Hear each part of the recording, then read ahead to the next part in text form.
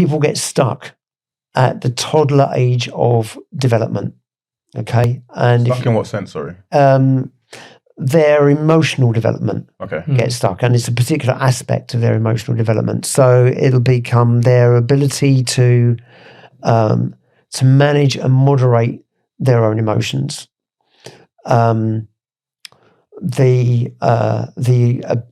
ability to empathize. So if you take a typical 3-year-old, for example, I don't know if either of you've got kids at all. No, not yet. I don't know of anyway. But you may have heard of the terrible twos. Yeah. I've got a nephew, and he's on. Yeah. So crazy typically at the age of between the age of 1 and 3, a child will often go through a stage where they have complete meltdowns.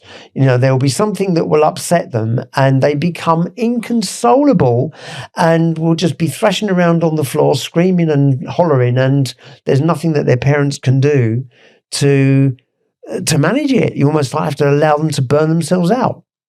Well, narcissists often behave in a similar kind of way. They will have these complete emotional meltdowns, which to the casual bystander will seem completely bizarre and unwarranted, and very embarrassing for their partner or whoever else is involved in this complete meltdown. Or it might be something that the narcissist holds on to until they get behind closed doors. So they're not doing it in front of an audience. Some will do it in front of an audience. Some will wait until they get home and then have their meltdown and then have their complete, their rage, and let this completely unfettered emotion pour out onto the, onto the poor victim.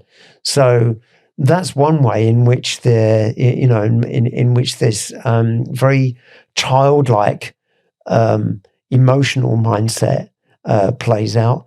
Another way is the absence of empathy. A 2-year-old or a 3-year-old child can't empathize. They haven't developed that ability yet to put themselves in somebody else's shoes. So that's a real challenge for a narcissist whose emotional development has got stuck at the age of about 3,